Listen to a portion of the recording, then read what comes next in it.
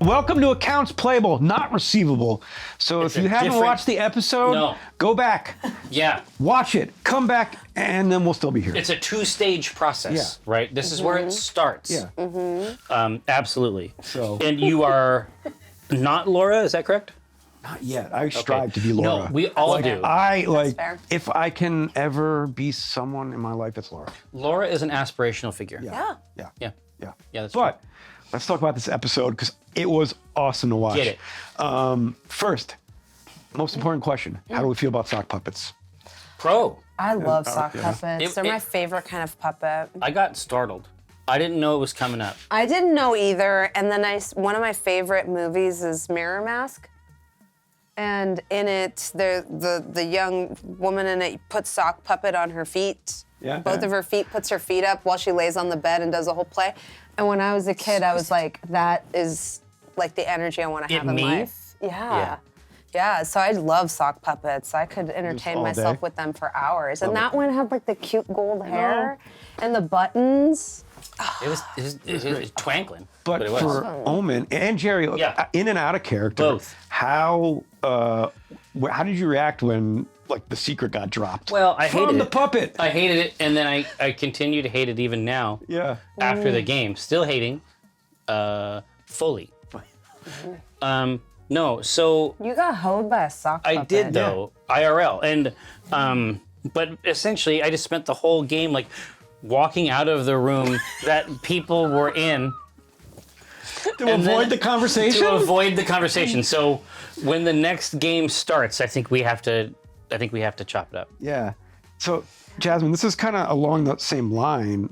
Like, what were you thinking as Certainty, or what was Certainty thinking when that got revealed? And all, like, it's two-parter. When it got revealed, would Certainty, like, back Omen's play no matter what? Or is Certainty more rational and would be like, okay, we got to think about this now? That's the type of- question, right? Like, I think I've tried very hard not to metagame. Yeah. You know, and Yeah. I think like I think Certainty had a hunch. Jasmine obviously knew, but I think Certainty has had a hunch for a while, but didn't want to act on it. Yeah. And then all of the visions, as well as the are you looking for a job, a career change, all of that stuff, kind of the pieces kind of started to fall in such a way that Certainty's had an idea for a while. But I think Certainty's a little upset. I don't think she's upset at her dad. I think she's upset at the situation. And Like, honestly, because she wasn't told about it, or like. well, now it's just something else to handle, I guess. Yeah, now it's just something else to handle. It's just more work. Like This this, is- is the thing, yeah. like if I had just come out with her, and this again, this is like super bad information, but it's just sort of like you would have had time to prepare, make a plan. Right. Yeah. Now you have to scramble. Now I have to scramble. And I think like I think she, unlike everybody else, I don't think she thinks that her dad would just be like, let me fall in with the devil. Right, Yeah. I think she's like, She She's knows more there's something. calculating than that. type of yeah, thing? yeah, something bad has happened. And now it's like Arrested Development where I have to, figure out how to get my dad out of jail because I'm the younger Bluth. Yeah. Having to, figure this out. But I don't think she's mad at Right. him. So she'll back him. However, Like, yeah, she's gonna back him, but I think like she's just mad in general, which is where the very Zoomer skill issue energy Right, comes right, in. right, like, right. oh, in debt to the devil, can't relate, lol, skill issue. Yeah, exactly. Yeah. That's great. So was there ever any doubt that Jim was gonna try and ride that? No, not John once. Bug. Obviously, like as soon as I saw it, but I'm really glad that the heart was in there because it allowed for like one of the Oh my most ridiculous, awful. I'm just like fuck. I just cannot stop fucking this guy. Yeah. It's like every time I turn around, it's like some new opportunity to make him regret coming in Joining here. you? And the whole idea is that I had a fresh Jim Yeah. that I could do the whole thing correctly with, and Yeah. but those Did you- dynamics were already there. Did you feel bad when he said, "I've never had a friend"? Oh, it was That awful. was brutal. Well, no, but Like, that cut me. I was like, shit, this is wow. what I wanted to. This is what I wanted to give to him. Like, just say anything that you need. I knew that he would. I knew that he would do it so great. I knew that Yeah. it'd be perfect. And then it's like you're at the end. You kind of come in like right before he's done, and they start. Yeah, I guess this plays into my next question. Pulling it Like, apart. this episode in particular, like, really reminded me why I love D&D. Like, all the players were coming up with amazing Oh, yeah. ideas, and Chris was just rolling with it in the best fashion. So I guess, other than that, what was like your favorite moment from the episode? I There were had so a- many great ones, right? Yeah. I had a theory, and then Perkins confirmed it while everyone else went to the bathroom. And so my favorite moment is when I realized Jim was pregnant, and I don't think anybody else realized it, because I was playing with these children's blocks. There was a nanny that got summoned, and so as soon as the stomach started bulging, I was like, oh, he's gonna give birth. Okay, so there's another version of this same adventure where Jim has a baby, Has a demon baby. Yes. And then I he has asked, to take care of it? Yeah, and I asked, like any player does, the DM, and Perkins was like, yes, that was what was gonna happen. That's great. And I had like a meltdown, because then later in the same game, he said, I don't think I'm ready for children, I'm gonna back away from this egg. And I was like, you almost shit out a baby, dude. Exactly. And nobody else, because it's the children's blocks, the math was math. It was all laid out. But there's a bunch of stuff, man. know, we're right? getting crazy use out of this fucking catapult spell. Holy shit, I can't believe it does 3d6. Yeah, That's insane. yeah. That's fucking crazy. We've used it twice. We've used it, I think, in a way it will never be used again, which is to say, to utilize an undead ogre's erect penis as a sort of like a Man, trebuchet. You don't say that sentence every day. Arquebus. But that's what I'm saying. Like, know? I don't Yeah. think it's going to come up again in the. I hope it won't come There up. was an entire conversation about whether it would be target or not. We had to do the math on that as well. A lot of math in these episodes. No, I liked all of it. I liked the solution for the gumball machine was you just have to kick it like any other machine. That's funny. Yeah. That's funny. But I definitely think it's mostly gum. And, if you trade a tourmaline or a topaz Right. for some gum, I feel like that's not 100%. Yeah, it's not like one great to one. strat. Yeah. That's just a note for you. That's, you can. You never know. You might need gum in a sticky situation. What if, like, we get to Asmodeus? No, never mind. I just thought about I thought of like 10 reasons why we might need gum. Yeah, it's a good adhesive. No, it I mean increases exactly. The No. mood. As soon as I tried to fucking. Yeah. As soon as I tried to abuse you over it, I was like, no, it's probably the best possible thing. Yeah. Yeah. Yeah. Some goo. Yeah. Oh, some goo is always You never kicking. know. Yeah. for sure. And Perkins and Crawford are going to make you work Oh, for yeah. it, right? Oh, Like, 100%. they're going to have plans for that. Also, cheese elemental. Cheese elemental. The Gorgonzola. The Gorgonzola golem. This demon. He's this wicked man. They must have just chortled. right? The whole prep was just yeah. These wicked men.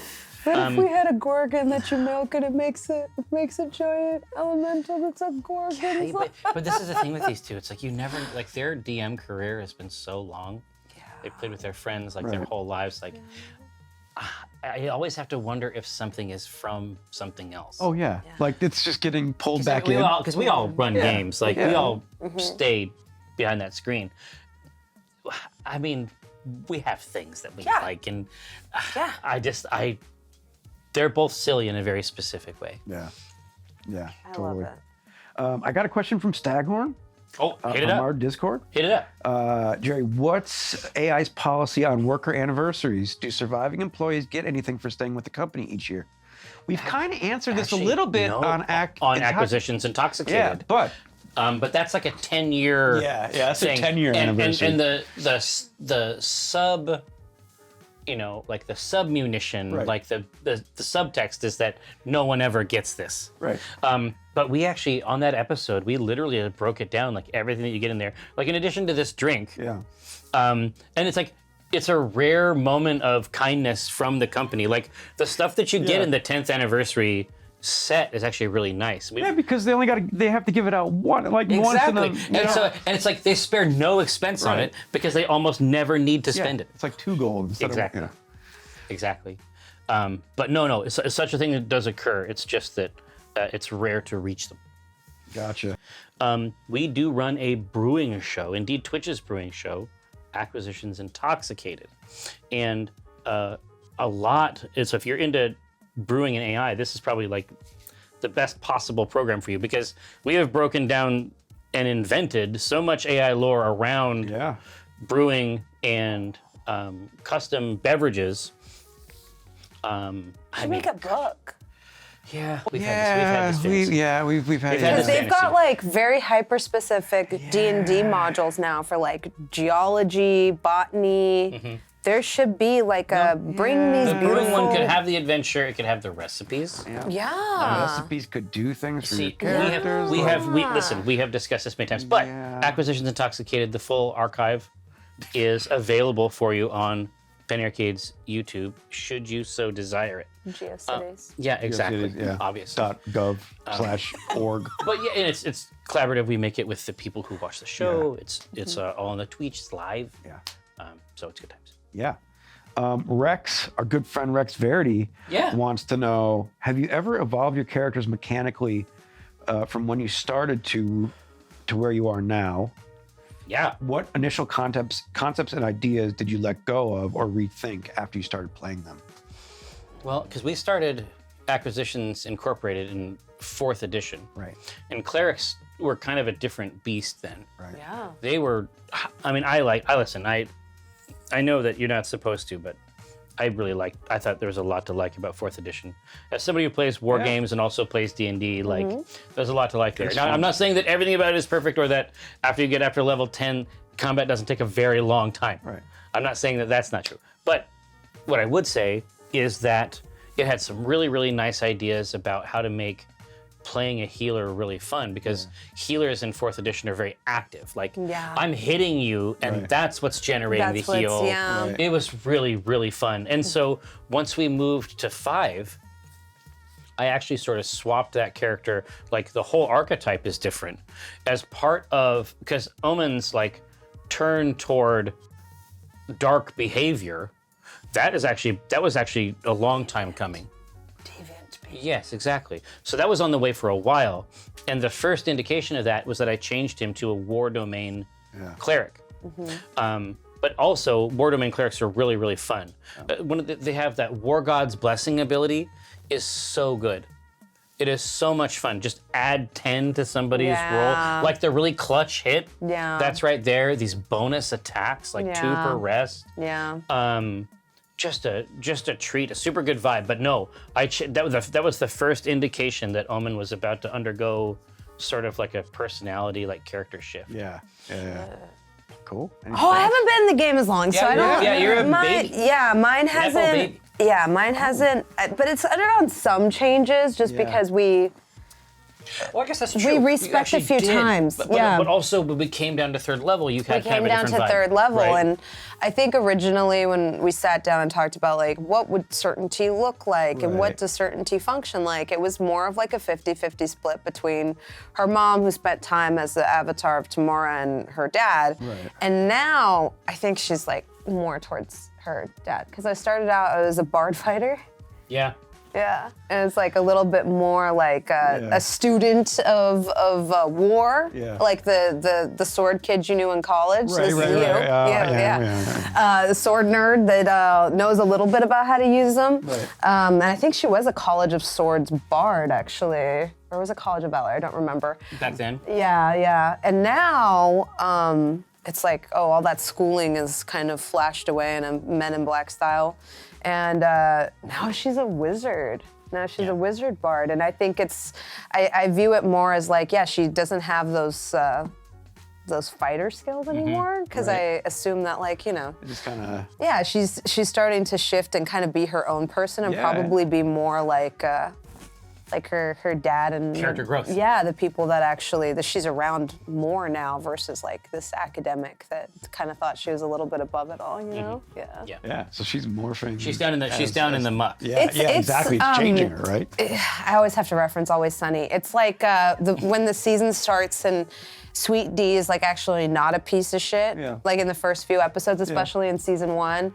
But then as it goes, she just like they're kind of like this black hole that like bring people in. Yeah. I think she 100% is getting worse the longer she's with the crew. I think she's like, Yeah, I think she's bringing Bobby with her. I think she's Yeah. realized she can influence Bobby. Oh, she can absolutely influence Bobby and does. And I think she's trying to do that too, of like, yes, join us, Bobby. That's going to make for a fun back and forth across the table with Evelyn as well, right? 'Cause I they're know. I think she's losing this battle. Yeah. I think she's losing this battle. Yeah. They're all godless heathens. I gotta figure out. Hey, now speak for yourself. I'm not a godless heathen, but my god is the devil. So it's like you gotta, it's a little bit of both. It's a mix. It's a heady mix. Oh my God. How do you think, I like how I took over the interview portion. How do you think loving it. Owen's gonna, like, I think you were saying next episode we're gonna have a conversation. We're probably gonna have to. I'm just saying that we'll have to get into it, right? We'll How do have you to think get into it. Owen's gonna react to like certainty basically seeing a premonition of the future in which Asmodeus goes back to heaven? Oh, but see, I already had a hint from Asmodeus that was in the cards, that something completely outside the possible that would result in all of his schemes being destroyed. So it won't be a huge surprise to me. Yeah. That'll just be more detail. More detail. And because that's like the hope that he's holding on to, is that he'll be able to get out ahead of it just enough. Do you think he wants to go back to heaven? You mean Asmodeus? Yeah. I like that. I mean, that would be a pretty profound redemption story. Because think about what that would do to the Blood War as well. Well, that's what I'm saying is like, what happens if he leaves? Would that be catastrophic for us or would that fix our problems? It would be catastrophic for the entire universe. Yeah. Because the only thing that keeps the Blood War from destroying the entire multiverse is the fact that there is an Asmodeus and there are demons. Yeah. And they hate each other more. Even though they're like all evil, but they're like different types of evil. It's that philosophical problem. It's like where people hate their allies more than their enemies when they think they're fucking up, right? Well, what were to happen if Asmodeus left and you got on that throne? I mean, I get a little on-the-job training, I guess. Yeah. That would be a heavy lift initially, but yeah, I mean that sounds like a. Have you considered it prior sounds like work. to now? Well, no, I mean, it definitely seems like that power vacuum is going to be a thing. But my guess is that, let's say that I tried to do that. My guess is that, the occasional Baelor or whatever, they're going to be much better at. It's not going to be very easy for me to sit in that chair. First of all, too big, Yeah. right? Second Probably of all, lots of other uncomfortable. demons that are trying to get a piece of it. You know what I mean? Yeah. And honestly, it's a family business. I know that Asmodeus has a daughter, and I feel like that should be sort of a more or less like a linear thing there. Yeah. Well, there's a correlation right here, Yeah. Yeah, it's all there. I think that they've set all this up in a very specific way. And that's all the time we got, folks, on Accounts Playable. So we'll see you next time Watch out! with the new Lord of Hell Wow. and everyone else. Yeah, Thanks, guys. at all.